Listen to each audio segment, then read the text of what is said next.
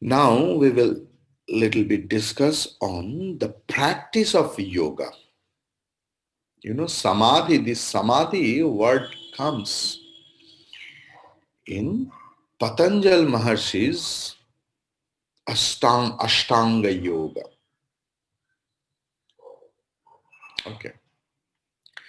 So the seer of the Upanishads laid down for aspirants endowed with the fourfold Vedantic disciplines or sadhana chatushtaya. Viveka Vairagya, 1, 2, then sixfold, Shamadama, Uparama, then Shraddha, then Titiksha, then Samadhana. And fourth one is Mumukshutvam or intense desire for liberation. So that fourfold qualification is must for any aspirant of any path. Maybe he is a Bhaktivadi or Vedanti or Yogi or Hindu or Muslims or Christian or Jain or Buddhist.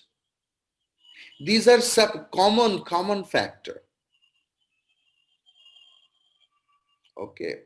So if you want to make, paneer butter masala, paneer cheese masala, paneer Manchurian, the substratum is paneer baba. So likewise, whatever you do, that fourfold qualification is must for a sadhaka. The three steps of which lead actually among the fourfold qualification, the three steps which lead to the realization of Brahman, I just told Sravanam, Mananam, Nididhyasanam. Later, Vedantic teachers recommend the yoga system of Patanjali Maharshi as a practical discipline for the attainment of samadhi, in which the knowledge of Brahman is realized. But it will be noticed that there is not much difference between the Vedantic disciplines and the yogic disciplines. The latter being the scientific systematization of the spiritual disciplines prevalent at the time of Patanjali Maharshi. The word yoga comes from a Sanskrit verbal root is yuj, means union. So the word yoga signifies the union of individual soul and universal soul, and also the practical methods which bring about such union. Yoga doesn't mean, please, Padmasana, Bhujangasana, Kapalbhati Pranayam, Brahmari Pranayam, these are all system, okay? Yoga as a means is union, communion with the personal soul and the universal soul. Patanjali Maharshi describes the yoga like, in 8 disciplines necessary for the aspirant after self-knowledge, or it is called Ashtanga Yoga or Ashtanga Marga. Clear? The first one is Yama. Yama means general discipline. Clear? This consists of non-injury, ahimsa, truthfulness, asteya, means brahmacharya also. Non-stealing, achaurya, continence, dharavahikata, and non-acceptance of gifts, aparigraha, non-acceptance of any gifts. Non-injury means not harming anyone by thoughts, word or deed as far as possible. काया मन वाक्य में किसी को नुकसान नहीं पहुंचाना. Truthfulness means a perfect concord between thought, word and deed. भगवान श्री राम कृष्ण बोल रहा है, मन और मुंह को एक करना ही धर्म है. But in reality we think something else, but we say something else, because I want to show myself in a different way, as people all will worship me. आरती चढ़ाएंगे, आरती उठाएंगे. So we are thinking inside something different, we are telling something different, and we do something, another different thing, completely different thing. There should be a perfect concord between thought, word and deed. Acceptance of gifts creates obligations and disturbs the serenity of the mind. Anything comes with a written demand hidden behind. कोई भी उपहार आते हैं कुछ ना कुछ दावी लेकर. Always remember that. The foundation of spiritual life lies in the practice of chastity, brahmacharya in word, chastity in thought, chastity in action. Continence endows the body, nerves and mind with the requisite power of fine spiritual perception. Niyama, or what we call particular discipline. Yama was one, second one is niyama. Niyama means this consists of cleanliness, shaucha, okay, anta shaucha and bahya shaucha. Contentment, paritushti or santosh, austerity, kricha sadhan, study of scripture, adhyayan, and meditation on God, dhyanam. Cleanliness is purity of both body and mind. Contentment or santosh, feeling of contentment. Santosher সমান ধন নেই. মা শারদা বলছেন, there is not such a bigger wealth than contentment. So,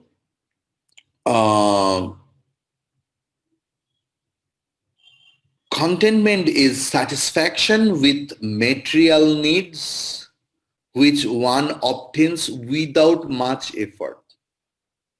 Clear? Study also includes repetition of sacred word Om or the name of the Lord.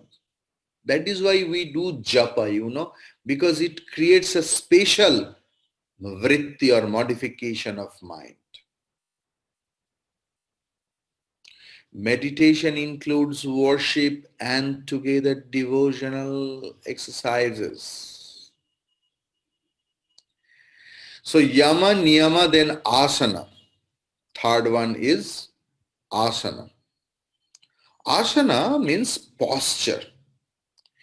This consists in placing the arms, legs and other parts of the body in particular positions and holding the body erect.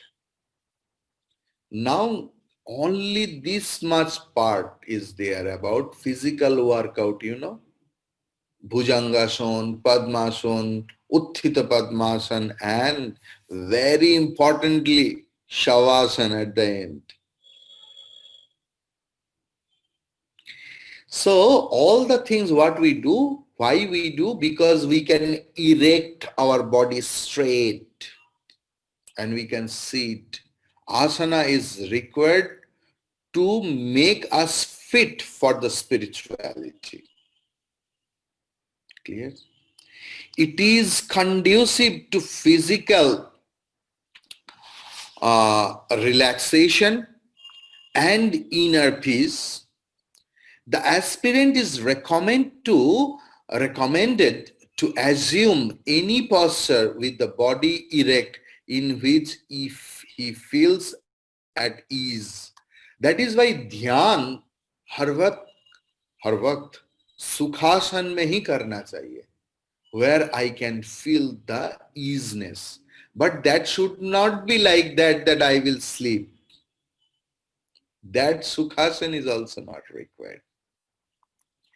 Now pranayama, or controlling of the vital forces. This consists of exhalation, and inhalation and retention of breath according to the instruction of the yoga scripture and teacher, and is to be practiced under a qualified teacher. Don't do pranayama by your own. You will be crazy, mad. I have seen. It's my personal experience. Never try pranayama without a qualified teacher. Okay, but pranayama helps the aspirant to bring both body and mind under control. It is true. So yama, niyama, asana, pranayama. Then pratyahara, or self-withdrawal. This is the detachment of the sense organs from their respective objects. Clear? That is called pratyahara. Then dharana. Pratyahara is dharana, or you can say concentration. So concentration, what? We sometimes mix up dharana and dhyana. Okay. Dharana, dhyan, samadhi are in a same line. So dharana is the starting, is the concentration. It's the first beginning. The aim of this discipline is to enable the aspirant to fix his mind after it has become detached from sense objects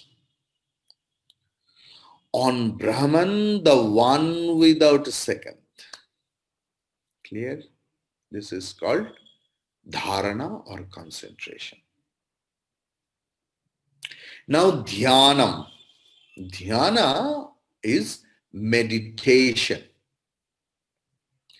This is the intermittent resting of the mind on Brahman.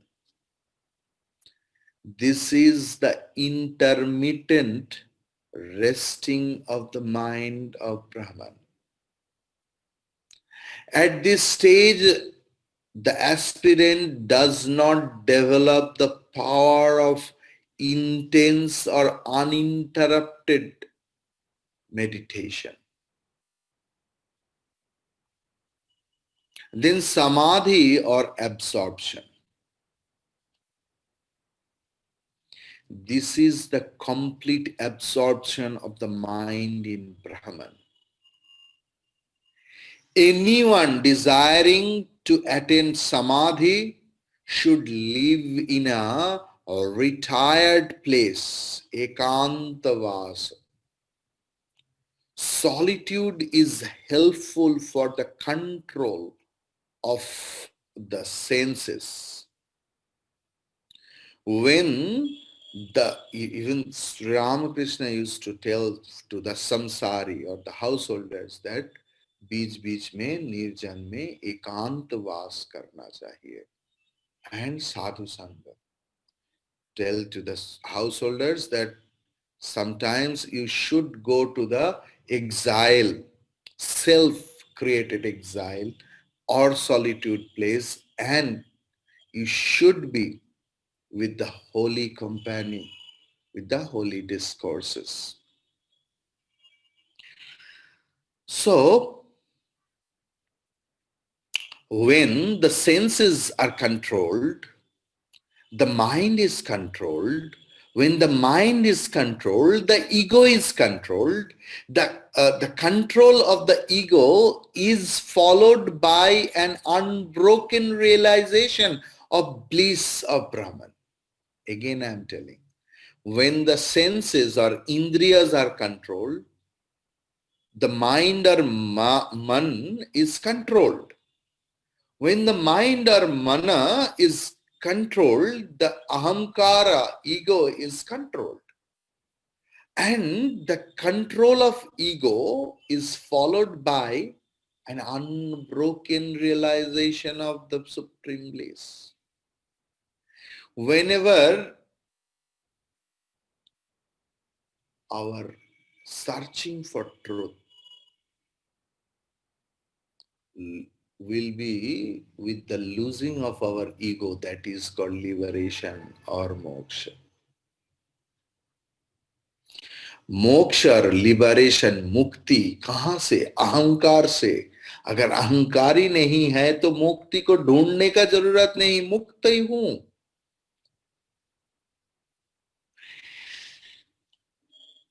So the aspirant must cultivate extreme dispassion for all external objects and detachment towards the body, senses and mind if he wants samadhi. If he is attached to any one of these, he is bound to it. The thought of the non-self is evil and productive of misery. Meditation on the self, bliss absolute, is conducive to liberation or moksha. Hari Om Tat Sat.